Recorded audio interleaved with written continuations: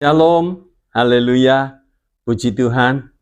Bapak Ibu Saudara yang sekalian dikasih Tuhan, sebelum kita mendengarkan firman Tuhan, mari kita berdoa terlebih dahulu. Bapa di dalam sorga, di dalam nama Tuhan Yesus, kami bersyukur, kami berterima kasih kepadamu Tuhan, buat pemeliharaan, penyertaan, dan berkat-berkat-Mu sampai hari ini. Sebentar kami akan mendengarkan kebenaran firman-Mu.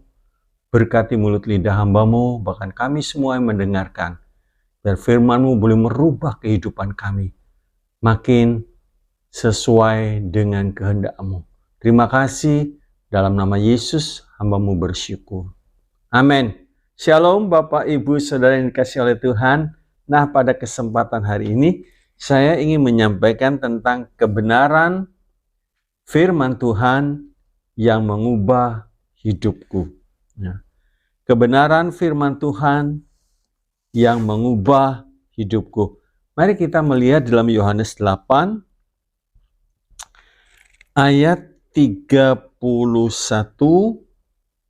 Yohanes 8 31 sampai 32. Demikian firman Tuhan. Setelah Yesus mengatakan semuanya itu, banyak orang percaya kepadanya. Maka katanya kepada orang-orang Yahudi yang percaya kepadanya, "Jikalau kamu tetap dalam firman-Ku, kamu benar-benar adalah murid-Ku." Amin.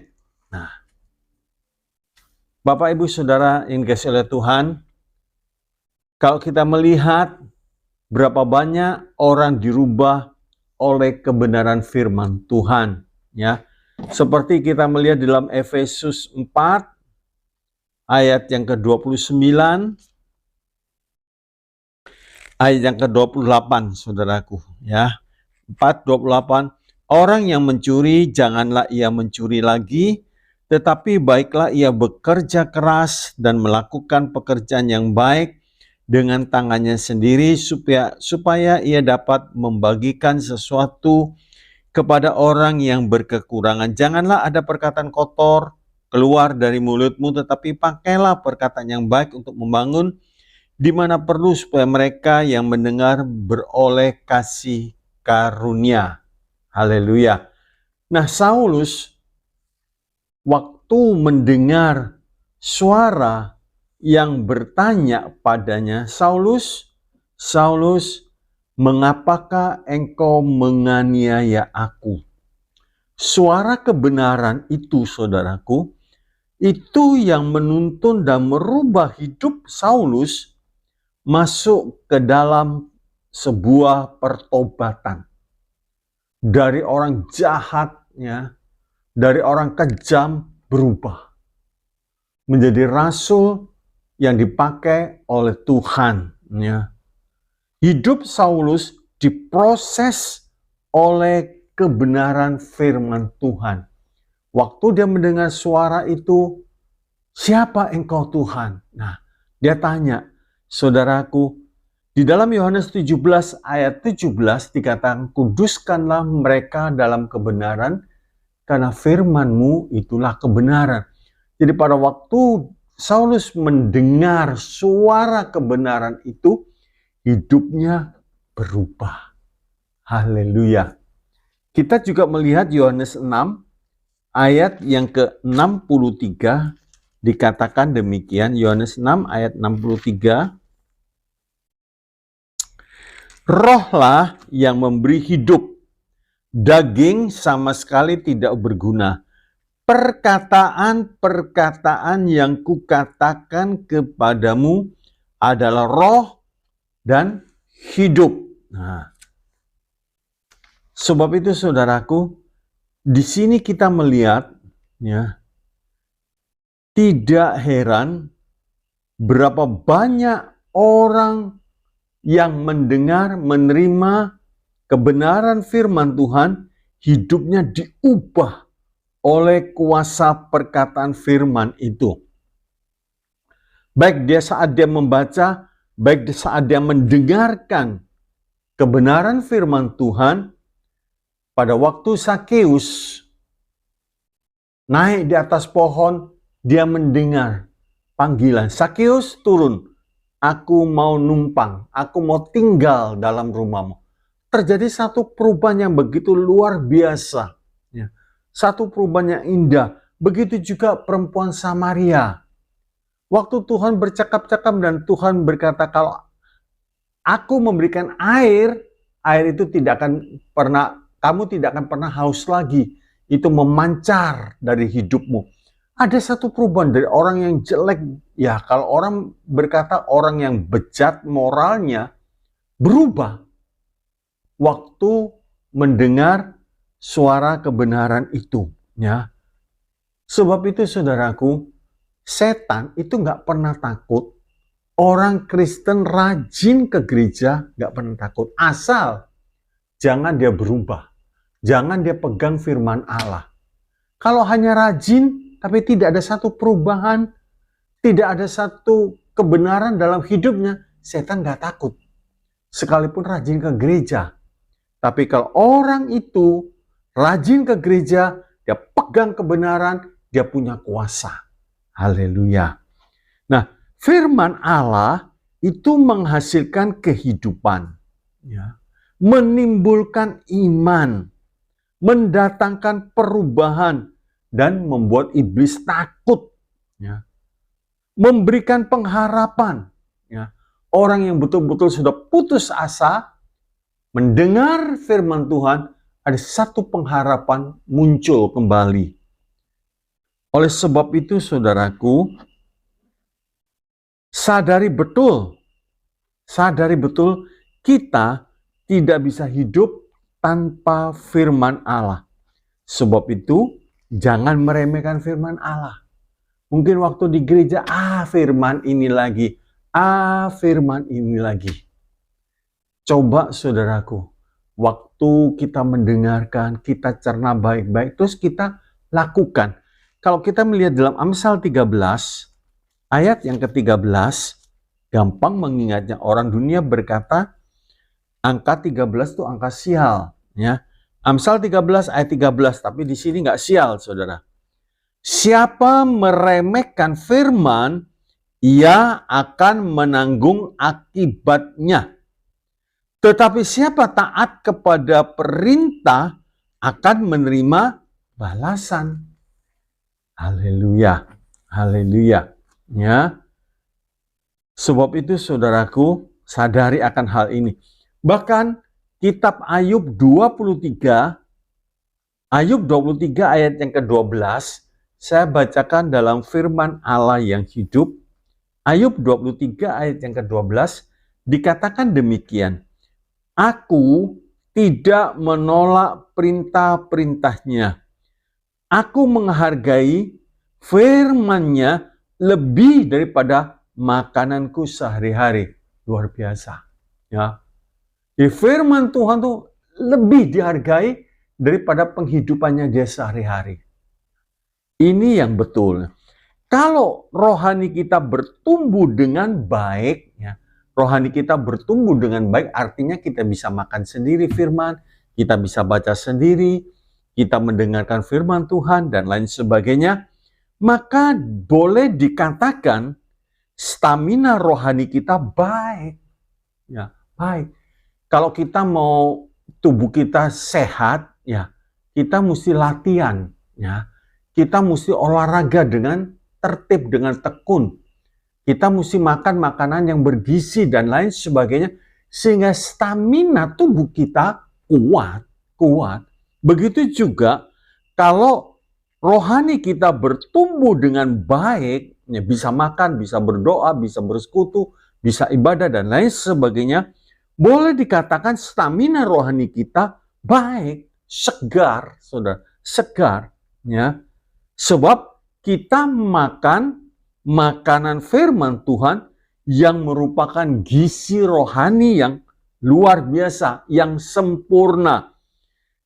Dikatakan demikian, Alkitab itu disebut air susu yang murni. Ya. Kalau bayi gak diberi susu, hanya diberi air putih, kering, saudara, mati dia. Gak ada gizi yang masuk, cuma diberi air. Tapi kalau diberi susu, tumbuh dia.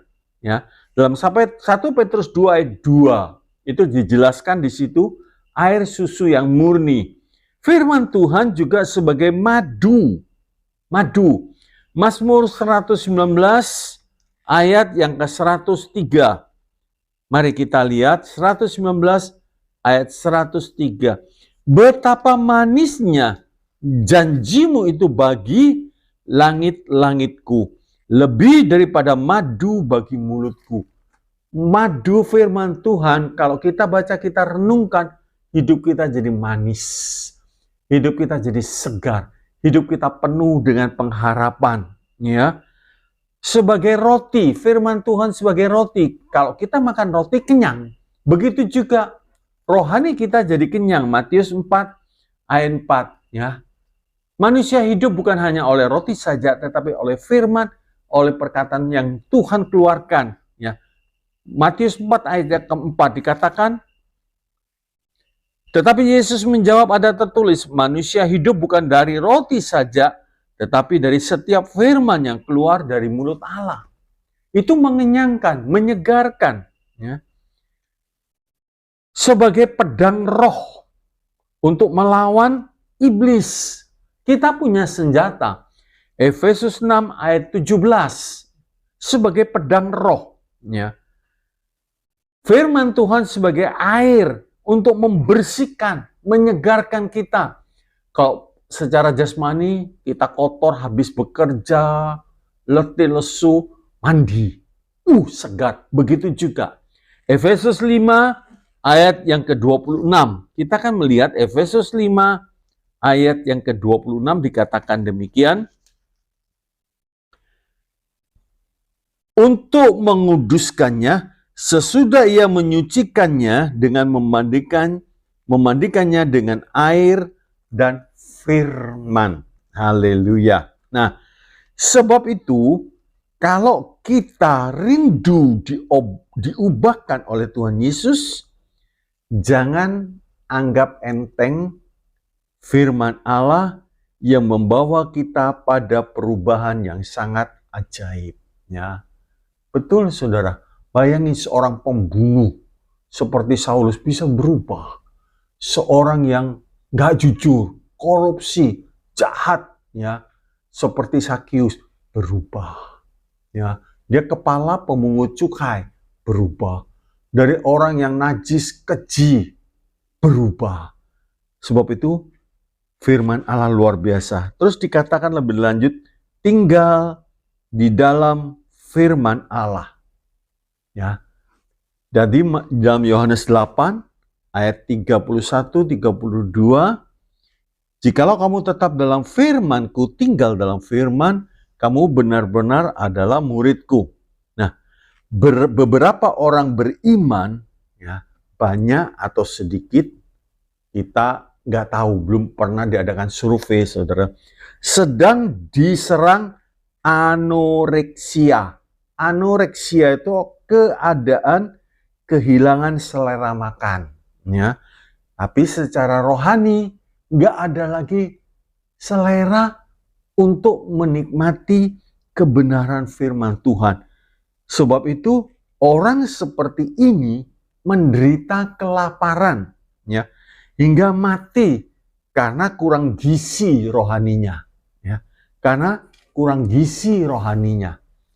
Secara jasmani, ya, secara jasmani, kelihatan orang yang menderita kelaparan, kekurangan gizi, orang tersebut pasti kurus, pasti lemas. Saudara, kekurangan gizi, nggak ada selera untuk makan. Kalau orang tua melihat anak, kenapa anak ini nggak selera makan? Biasanya kalau makan lahap, senang makan. Ini kok tidak bisa terdeteksi. Ya, kelihatan orang tua, wah ini pasti sakit. Tapi secara rohani, saudaraku, dari luar nggak kelihatan. Fisik mungkin gemuk, besar badannya saudaraku. Besar begitu. Bahkan lincah lincah atau masih terlibat dalam pelayanan. Tapi orang itu sendiri sebenarnya sedang merasakan hidup yang kering, hidup yang kosong, hatinya sedang tawar, ya, nggak ada damai dan lain-lainnya. Inilah penghiburanku. Di dalam Mazmur 119 ayat yang ke-50 dikatakan demikian. Mazmur 119 ayat yang ke-50. Inilah penghiburanku dalam sengsaraku, bahwa janjimu menghidupkan aku. Ya, firman Tuhan tuh bisa menyegarkan, menghidupkan kita. Dari luar kita nggak bisa memantau, saudara. Secara fisik, orang itu mungkin masih segar, masih gemuk, badannya masih bagus, bahkan masih terlibat dalam pelayanan. Tapi orang itu sendiri merasakan satu kekosongan, kekeringan secara rohani, hati yang tawar, nggak ada damai, gelisah terus dan lain-lain. Nah, kita melihat untuk menjadi murid Yesus yang sehat, ya, untuk menjadi murid Yesus yang sehat, makan dari firman Tuhan harus menjadi prioritas utama. Ya. Untuk menjadi murid Yesus yang sehat, ya, makan dari firman Tuhan harus menjadi prioritas utama. Ya. Kalau kita mau menjadi murid Kristus, ya, sebab tanpa firman kita nggak ada kekuatan. Bahkan bisa takut. Ikut Tuhan kok menderita. Tapi kalau kita ngerti firman Tuhan, kita sudah baca firman Tuhan, Tuhan sendiri sudah memberitahu. Akan datang masa yang sulit, masa yang sukar, dan seterusnya. Sehingga kalau orang itu suka baca firman, tinggal di dalam firman, dan itu menjadi prioritas utamanya, ya, itu membuat dia kuat, ya, membuat dia kuat. Coba kita akan melihat apa yang sudah dikatakan oleh Tuhan di dalam Yohanes 16 ayat yang pertama, kedua, dan ayat pertama dan 2. Yohanes 16 ayat 1, 2, nanti kita lanjutkan berikutnya. Semuanya ini kukatakan kepadamu, supaya kamu jangan kecewa dan menolak aku. Kamu akan dikucilkan, bahkan akan datang saatnya bahwa setiap orang yang membunuh kamu akan menyangka bahwa ia berbuat bakti kepada Allah. Kalau kita nggak ngerti ini, takut sudah, takut. Tetapi janji Tuhan di dalam Yohanes 16 ayat yang ke-33 dikatakan demikian. Semuanya ini artinya Tuhan menceritakan baik tentang pekerjaan penghibur, ya, Roh Kudus yang akan dikirim dan seterusnya. Semuanya itu kukatakan kepadamu supaya kamu beroleh damai sejahtera dalam aku. Dalam dunia kamu menderita penganiayaan, tetapi kuatkanlah hatimu, aku telah mengalahkan dunia. Jadi, jangan takut, Tuhan sudah mengalahkan. Nah, kita perlu iman, perlu pengertian, sehingga pengiringan kita kepada Tuhan nggak siksak, nggak takut begitu saudaraku. Ya. Nah, kita melihat lebih lanjut, Yesus menyebut, jikalau kamu tetap dalam firman-Ku, kamu benar-benar adalah murid-Ku. Nah, biar hal ini berlaku dalam kehidupan kita sehari-hari. Ya. Berlaku dalam kehidupan artinya kita tetap dalam firman, baik kita bekerja, baik kita sekolah, baik kita berumah tangga, baik kita jadi karyawan, baik kita jadi bos, biar firman Tuhan tetap di dalam kehidupan kita. Jadi kalau kita sebagai karyawan mau melanggar, dia ingat firman. Sebagai bos, kalau dia mau menekan karyawan, dia ingat firman. Sebagai murid, kalau dia mau nyontek, dia ingat firman Tuhan. Gak jadi nyontek. Karena harus jujur. Mata Tuhan mengawasi kita. Mata Tuhan melihat kita. Sehingga firman itu mengubah hidup kita. Ya, dikatakan lebih lanjut, saudaraku, banyak permasalahan muncul karena beberapa orang mendasarkan pilihannya pada berbagai hal yang tidak dapat kita andalkan. Kenapa permasalahan muncul? Kenapa? Karena orang tersebut mendasarkan pilihannya pada berbagai hal yang tidak dapat kita andalkan. Ya, seperti kita melihat semua orang melakukannya seperti itu, Pak. Sepertinya tindakan mereka itu masuk akal, Pak. Dan itu yang menjadi dasar. Kalau semua orang melakukan, siapa bilang semua orang? Enggak. Orang yang betul-betul cinta firman Tuhan, perbuatan dan tindakannya beda. Ya. Firman Tuhan mengatakan, serta dilihatnya jahat, dia langsung sembunyi. Dia nggak mau terus, sembunyi. Ya. Nah, contoh.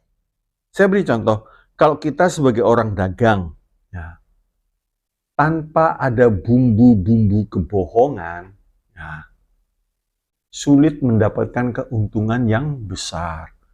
Orang bertanya, masa nggak boleh? Nah, terus si pedagang ini berkata, modalnya aja belum dapat, Pak. Padahal sudah dapat. Tapi sudah bohong dulu. Modalnya aja belum dapat, tambahlah sedikit, Pak. Nah, padahal sudah untung sebenarnya. Itu, saudaraku, ya. Dan kita melihat semua orang yang begitu, dan semua orang ya begitu, Pak. Ini cari alasan untuk membenarkan tindakannya. Ya. Ini orang seperti cari alasan. Mana ada orang dagang nggak bohong? Ya, memang tidak ada jaminan. Tapi kalau di dalam Tuhan yang berdagang, dia pasti jujur. Kalau dia takut akan Tuhan, dia pasti jujur. Ya, kalau cari di dalam dunia, ya kita mungkin sulit dapat mendapatkannya. Tapi orang Kristen yang sungguh-sungguh, mungkin dia sebagai pedagang, dia akan berdagang dengan cara yang jujur. Ya, dengan cara jujur. Sebagai karyawan, dia bekerja dengan jujur. Ya, dengan jujur. Nah, sebab itu saudaraku, kita tidak bisa membenarkan, ya semua orang enggak, jangan cari alasan untuk membenarkan tindakan kita. Ya. Jangan mencari alasan. Sebab hal-hal seperti ini bukan ukuran bagi kita sebagai murid Tuhan. Enggak. Contoh teladan guru kita. Ya. Yesus memberi contoh teladan bagi kita. Yesus jujur. Ya. Yesus tulus. Kita ikuti. Ya. Sebab kalau kita melakukan hal-hal seperti itu, maka kita dipastikan tidak bisa mentaati firman Tuhan yang berbunyi, jikalau kamu tetap dalam firman-Ku, kamu benar-benar adalah murid-Ku. Kita nggak bisa. Karena sudah bohong. Karena sudah tidak jujur. Karena dagangnya curang. Kadang-kadang saudara lihat timbangan begitu ya. Betul, anak timbangan, batu timbangannya 1 kilo. Tapi sebenarnya di bawahnya sudah diberi beban. Sehingga tidak 1 kilo, melainkan mungkin 950 gram. Jadi waktu ditaruh 1 kilo ya, nah coba dua-dua diangkat berat di piring timbangannya. Itu nggak jujur. Nah, itu nggak jujur. Ingat, keuntungan hidup berkat kita bukan dari melakukan ketidakjujuran. Kita hidup, kita diberkati, karena kita bergantung sepenuh kepada Tuhan. Tuhan berkata, cari dahulu kerajaan Allah serta kebenarannya. Jadi kita cari, saudara. Maka sekaliannya akan ditambahkan kepada kita. Itu kita harus amini, harus percaya. Ya. Harus percaya. Suara orang banyak itu belum tentu kebenaran. Belum tentu. Musa seorang diri, dia melawan arus. Ya. Jangan ikut kebanyakan orang berbuat dosa, dia lawan arus. Buktinya Musa teguh, buktinya Musa kuat. Ya. Jadi suara orang banyak itu belum tentu kebenaran dan tidak bisa kita pakai sebagai ukuran. Ukuran kita yang tidak akan pernah membawa kita ke arah yang keliru itu hanya firman Allah, ya. Jadi ukuran kita yang tidak akan pernah membawa kita ke arah yang keliru itu hanya firman Allah. Coba kita lihat Amsal 30 ayat yang kelima. Amsal 30 ayat yang kelima dikatakan demikian. Semua firman Allah adalah murni. Ia adalah perisai bagi orang-orang yang berlindung padanya. Jadi kita ditegakkan, dicegah untuk melakukan firman, untuk melakukan pelanggaran terhadap firman. Firman menjadi perisai bagi kita. Waktu Daud dikejar oleh Saul, pengikutnya berkata pada waktu Saul tertidur, pada waktu Saul buang hajat di dalam goa, pengikutnya berkata, "Tuanku, bunuh, diserahkan Tuhan." Tapi Daud tidak. Dia punya firman, dia punya perisai, sehingga dia tidak sampai melakukan pelanggaran. Dan dia memberi nasihat kepada orang-orangnya. Jangan menjamah orang yang diurapi Tuhan. Selamat, bebas. Nah, begitu juga saudara, ukuran kita bukan apa kata kebanyakan orang. Memang sulit saudara. Sekarang begini, kalau di dalam satu ruangan ada 40 orang, nah, terus 39 orang berkata salah, terus kita sendiri yang berkata benar. Bisa kalau kita nggak punya pendirian, bisa ambruk saudara. Semua 39 orang berkata salah, hanya kita sendiri yang berkata benar. Kalau kita tidak berdasarkan, tidak mendasarkan bicara kita, kehidupan kita di dalam firman Allah seperti Amsal 30 ayat yang kelima, kita tumbang. Di tengah-tengah keadaan seperti ini, di tengah-tengah kesulitan ekonomi, cari pekerjaan dan lain sebagainya, kita bisa roboh. Bisa roboh saudara. Tapi kalau kita ya, punya ukuran yang betul, yaitu firman, maka kita tidak akan roboh. 2 Timotius 3 ayat yang ke-16. 2 Timotius 3 ayat yang ke-16. Paulus menasihati kepada Timotius demikian. Segala tulisan yang diilhamkan Allah memang bermanfaat untuk mengajar, untuk menyatakan kesalahan, untuk memperbaiki kelakuan, dan untuk mendidik orang dalam kebenaran. Jadi firman itu saudaraku, Paulus memberitahu Timotius, segala tulisan yang diilhamkan Allah bermanfaat untuk mengajar. Ya, kita lebih berpengalaman dari orang yang tua-tua, bukan karena lihai, tapi karena firman.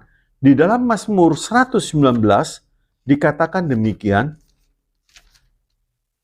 ayat yang ke-100, ayat 99 dan 100, aku lebih berakal budi daripada semua pengajarku, sebab peringatan-peringatanmu kurenungkan. 100, aku lebih mengerti daripada orang-orang tua, sebab aku memegang titah-titahmu. Ini saudaraku, ya, yang menjadi bekal. Kita mungkin usia kita masih muda, tapi kita punya pendirian yang teguh. Bahkan firman Tuhan lebih daripada pengajar, lebih daripada orang tua. Sebab aku memegang titah-titahmu. Firman Allah itu kekal dan firman Allah tidak pernah salah. Haleluya. Jadi sebab itu Paulus berkata kepada Timotius, segala yang diilhamkan, ya, itu bermanfaat untuk mengajar, mendidik, menyatakan yang salah, dan seterusnya. Sebab itu saudaraku, ya, keputusan yang paling penting. Keputusan yang paling penting yang bisa kita kerjakan sekarang, ya, jangan ditunda. Keputusan yang paling penting yang bisa kita kerjakan sekarang ialah menetapkan apa yang akan merupakan otoritas tertinggi bagi kehidupan kita. Pekerjaan kita, studi kita itu penting semua, saudaraku. Tapi sebagai otoritas yang tertinggi dalam kehidupan kita itu apa? Itu kita tetapkan, saudara ya. Mungkin kita bekerja dengan betul, bekerja dengan baik. Tapi itu bukan otoritas yang tertinggi, saudara. Tapi otoritas yang tinggi di dalam Kisah 24, Kisah Para Rasul 24, ayat yang ke-14 sampai yang ke-16. Kisah Rasul 24, ayat 14 sampai yang ke-16. Dikatakan demikian, tetapi aku mengakui kepadamu bahwa aku berbakti kepada Allah nenek moyang kami dengan menganut jalan Tuhan, yaitu jalan yang mereka sebut sekte. Aku percaya kepada segala sesuatu yang ada tertulis dalam hukum Taurat dan dalam kitab nabi-nabi. Aku menaruh pengharapan kepada Allah, sama seperti mereka juga, bahwa akan ada kebangkitan semua orang mati, baik orang yang benar maupun orang yang tidak benar. 16. Sebab itu aku senantiasa berusaha untuk hidup dengan hati nurani yang murni di hadapan Allah dan manusia. Karena dia percaya akan ada kebangkitan baik orang benar, baik orang yang tidak benar. Sebab itu dia pelihara hati nuraninya yang murni di hadapan Allah. Nah, orang seperti ini jalannya jalan di dalam terang. Firman Allah jadi penuntun. Firman-Mu itu pelita dan suluh pada jalan kita. Jadi dituntun, tidak kena terkam kegelapan dunia ini. Tidak ikut arus dunia yang gelap ini, sebab dia percaya satu kali akan ada kebangkitan. Baik orang benar, baik orang yang tidak benar. Sebab itu, orang yang mempunyai prinsip seperti ini, dia pelihara hati nuraninya yang murni. Ya, dia pelihara hati nurani yang murni di hadapan Allah. Bukan hanya di hadapan manusia, di hadapan Allah. Yesus berkenan di hadapan Allah dan manusia. Itu dalam Lukas 2 ayat yang ke-52 perlu kita hal seperti itu. Lukas 2 ayat yang ke-52. Dan Yesus makin bertambah besar dan bertambah hikmatnya dan besarnya dan makin dikasihi oleh Allah dan manusia. Kita kalau uang itu pasti ada dua sisi, depan dan yang di belakang. Jangan kita berkata, "Ndak, pokoknya aku benar di hadapan Allah." Terus tidak peduli kepada manusia. Keliru. Pokoknya saya tulus. Ya tulus. Saya tulus di hadapan Tuhan. Tapi kepada manusia, tindakannya aneh. Kita harus mencerminkan di hadapan Allah dan di hadapan manusia. Dua sisi. Gak bisa kita berkata, aku pokoknya benar di hadapan Tuhan. Tapi di hadapan manusia tingkah lakunya macam-macam. Tidak mencerminkan sebagai orang beriman yang takut akan Allah. Baik dari cara berpakaian, baik dari cara bicaranya, baik dari cara bergaulnya. Gak mencerminkan sama sekali seperti orang yang takut akan Tuhan. Gak ada kelihatan. Tapi dia punya prinsip, saya pokoknya benar di hadapan Tuhan. Ini keliru. Karena kita masih di dalam dunia. Ya. Biar kita menjadi garam dan terang. Garam yang asin dan terang yang bisa menyinari. Haleluya. Nah, kita harus menerima kebenaran firman Allah, saudaraku. Kita harus menerima. Ya. Baik itu menyenangkan atau tidak, baik itu cocok dengan keinginan kita atau tidak. Nah, Paulus pada waktu dia mau pergi ke satu tempat, Roh Kudus menegakkan dia.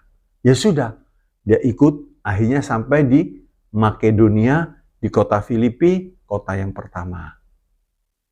Apa jadinya? Ternyata sengsara. Mungkin dalam pikiran, saya sudah ikut Tuhan, saya sudah hidup betul, kok sengsara, kok menderita. Bapak, Ibu, Saudara sekalian yang dikasihi oleh Tuhan, jangan takut, Tuhan tidak pernah lalai menjaga umatnya. Tuhan tidak pernah merancangkan hal-hal yang jelek terhadap umatnya. Apa yang sedang terjadi kepada umatnya, semua dalam pemantauan Tuhan. Ya. Semua dalam izin Tuhan, dan kalau kita yakin kita tetap benar di hadapan Tuhan, Tuhan berkata demikian. Apa yang terjadi itu menjadi kebajikan bagi kita, orang yang mengasihi Tuhan. Jadi kebajikan. Jadi jangan takut. Kalau kita betul ikut Tuhan, sekalipun mungkin menderita, waktu Yesus dipimpin oleh Roh masuk ke padang belantara, padang gurun. Banyak pencobaan. Tapi Yesus tetap berjalan dalam hal yang betul. Akhirnya, malaikat Tuhan memberi kekuatan dan menang menghadapi pencobaan-pencobaan yang ada. Begitu juga kita. Katanya dagang suruh jujur, kok tambah hancur? Enggak, saudara.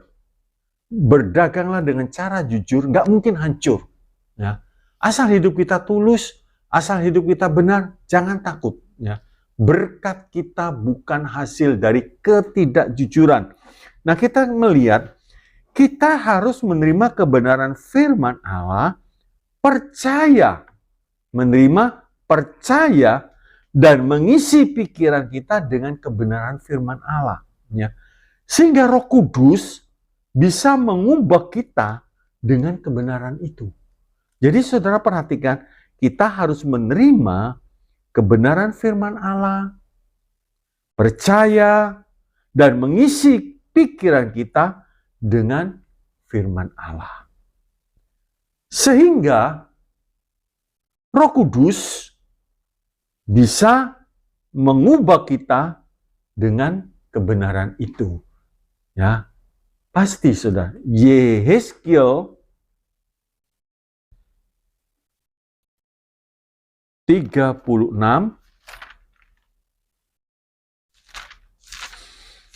Yehezkiel 36 ayat yang ke-26 sampai yang ke-27.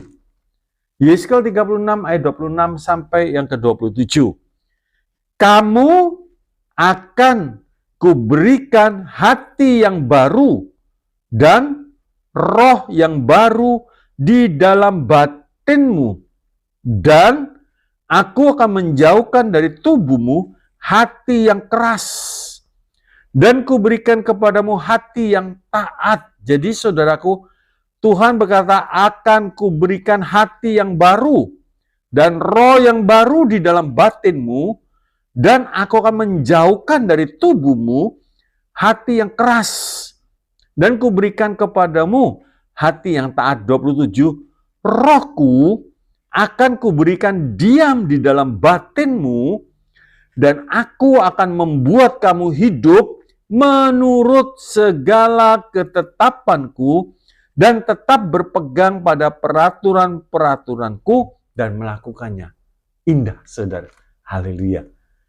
Luar biasa. Itu satu kerinduan Tuhan kepada kita sebagai umatnya. Tuhan mau menjauhkan dengan maksud supaya saudaraku, ketetapan-ketetapan Tuhan ada dalam hidup kita, peraturan-peraturan Tuhan bisa kita lakukan karena Roh Kudus yang memberikan kemampuan tersebut. Oh haleluya. Sekarang kita melihat kesimpulannya. Kesimpulan, supaya mengalami perubahan. Supaya mengalami perubahan. Satu, menerima firman Allah dan mentaati. Bukan hanya mendengar, kita terima firman. Seperti Matius 7 mengatakan, orang yang mendengar firman serta taat, dia mendirikan rumahnya di atas dasar batu. Tapi kalau mendengar firman Allah tapi tidak mau taat, mendirikan rumahnya di atas pasir. Nah, menerima firman Allah dan mentaati. Sebab apa? Herodes pun suka dengar, tapi gak mau taat. Markus 6 ayat yang ke-20, Markus 6 ayat yang ke-20 dikatakan demikian.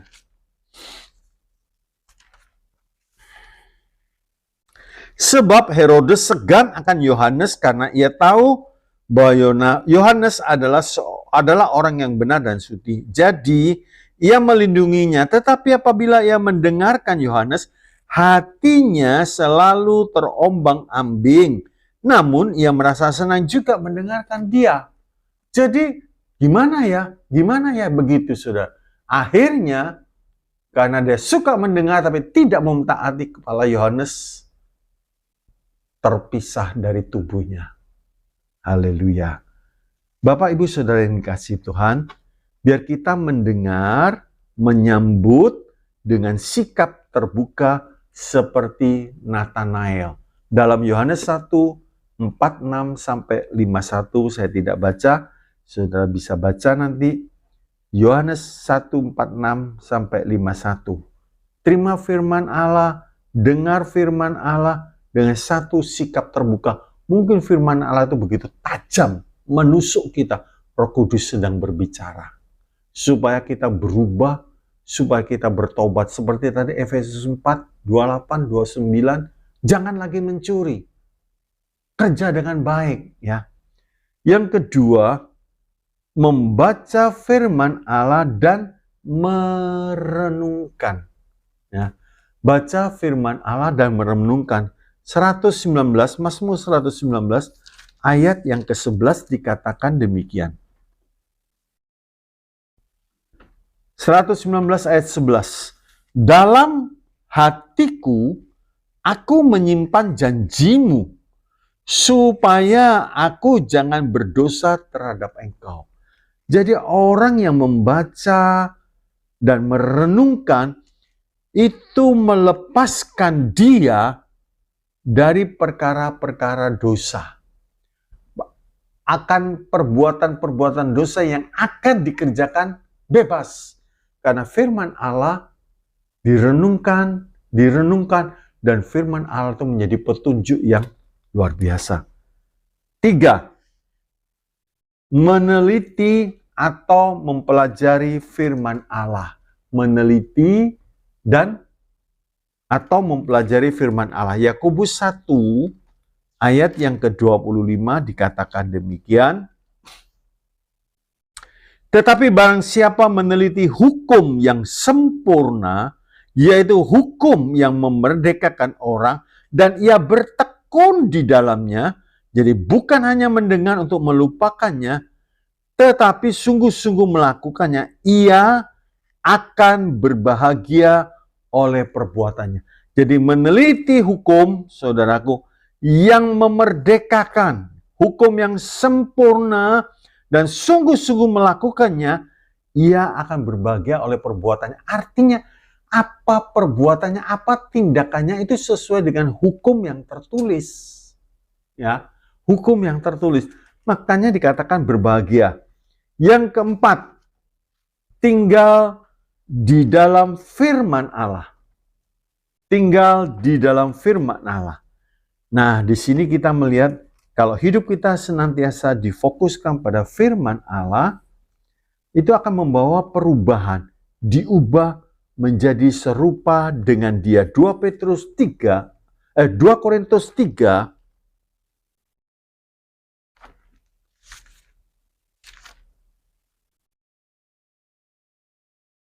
2 2 Korintus 3 ayat 18.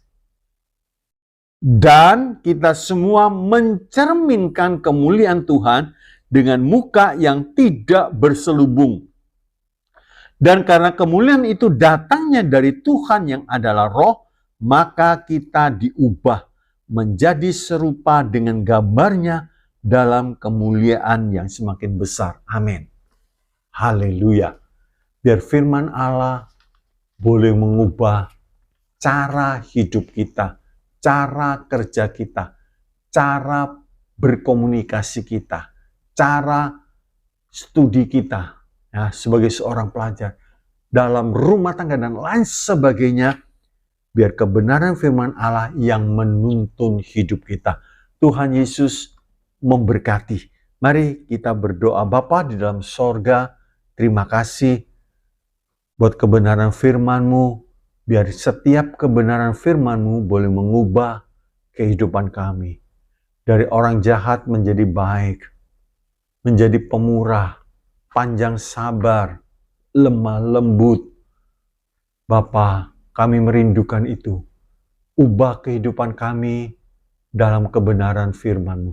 Karena setiap kebenaran firman-Mu yang kami taati, itu akan membawa dampak yang luar biasa dalam kehidupan kami. Kami sangat yakin firman-Mu hidup, firman-Mu berkuasa, firman-Mu sanggup merubah kehidupan kami. Terima kasih. Terima kasih.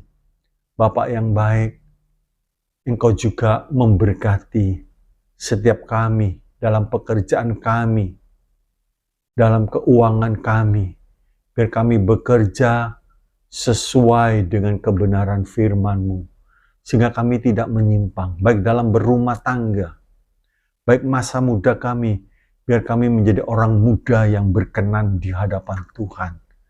Baik dalam pelayanan, Tuhan Engkau tolong, biar kami semua difokuskan kepada kebenaran firman-Mu, sehingga setiap pelayanan kami boleh memperkenankan Engkau. Terima kasih, kami bersyukur buat berkat-Mu hari ini. Dalam nama Tuhan Yesus, kami bersyukur. Mari kita mau angkat tangan kita. Terimalah saat ini berkat kasih dari Allah Bapa, damai sejahtera sukacita, anugerah dari Tuhan kita Yesus Kristus, dan kuat kuasa dalam persekutuan Allah Roh Kudus, limpah dengan karunia-karunia roh dan buah roh, menyertai perjalanan hidup kami, sehingga hidup kami makin diubahkan, makin seperti Engkau Tuhan. Terima kasih. Di tengah-tengah dunia yang penuh dengan kenajisan, kerusakan, tapi biar kami boleh seperti bunga pakung di tengah-tengah lembah. Terima kasih. Dalam nama Tuhan Yesus berkat ini diberikan. Semua yang percaya katakan amin. Tuhan Yesus memberkati. Haleluya.